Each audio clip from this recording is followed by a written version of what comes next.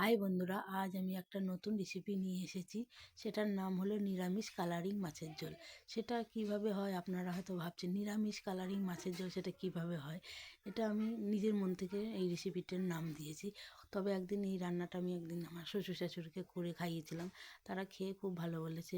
বলার পর আবার আজ আমাদের শনিবারে আমরা নিরামিষ রান্না করি এবং কি রাঁধবো ভেবে পাচ্ছিলাম না। তখন মাথায় এলো তাহলে এই রেসিপিটা আমি একদিন করেছিলাম, সেটা এখন তাহলে করি। তাই কালকে আমি কিছুটা ডাল ভিজিয়ে রেখেছিলাম, মটরের ডাল এবং এই বিট, যাতে ডালটা কালারিং হয় তার জন্য এই রেসিপিটার নাম হয়েছিল নিরামিষ কালারিং মাছের ঝোল। ডালটাকে বেটে রাখা ডালটা ভেজিয়ে রেখেছিলাম। রাখার পরে ডালটার মধ্যে কিছুটা ওই বিট দিয়ে মিক্সড করে নিয়েছিলাম। মিক্সড করার পরে সেটাকে একটা পাত্রে ঢেলে ভালো করে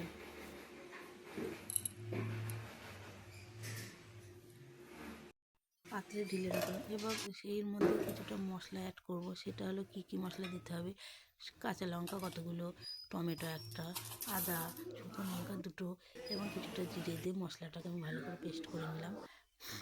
পেস্ট করার পরে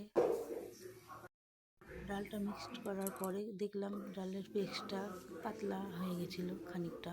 তার জন্য কিছুটা ঘরে থাকা বেসন ওর মধ্যে একটু অ্যাড করলাম। তার মধ্যে কিছুটা লবণ, হলুদ এবং জিরে, আদা, জিরে, ধনের গুঁড়ো দিয়ে পেস্টটাকে ভালো করে মাখলাম। মাখার পরে গরম হওয়ার পর তেলটা দিয়ে এবং বড়াগুলো যাতে লেগে না যায় তার জন্য আমি অল্প একটু হলুদ দিয়ে দিয়েছিলাম, যাতে বড়াগুলো না লেগে যায় তেলের পর। এবার বড়াগুলোকে লাল করে ভেজে নিলাম। দেখেন বড়াগুলো দেখতে কত সুন্দর লাগছে কালারিং। আর রেসিপিটা খেয়ে দেখবেন এবং বড়াটা খুব সুন্দর।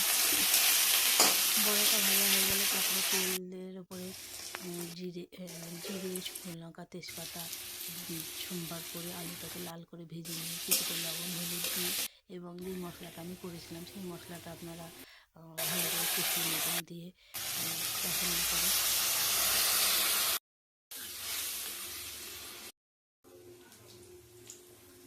কষিয়ে নেবেন। তারপরে আমি আবার আমার বড় আবার সজনে ফুলের বড়া নিয়ে কতগুলো সজনে ফুল নিয়েছিলাম। আমার বড় বললো তাহলে এই ফুলগুলো বড়া করবো। আমি আবার ওটাকে বেসন দিয়ে বড়া করলাম এবং কালকে লাউ ঘন্ট করেছিলাম। লাউয়ের চুকলাগুলো ফেলে দিচ্ছিলাম, আবার মনে হলো থাক চুকলাগুলো রেখে দিই। সেই চুকলাটাকে আলু দিয়ে ভাজা করছিলাম। ভাজা করার পরে এবার ঝোলটা টকবক করে ফোটার পরে ওই বড়াগুলো ঝোলের পর দিয়ে দেবো। ঝোলগুলো দেখেন, ঝোলগুলো কত সুন্দর, বড়াগুলো দেখতে লাগবে, দেখে খুব আপনাদের ভালো লাগবে হয়তো।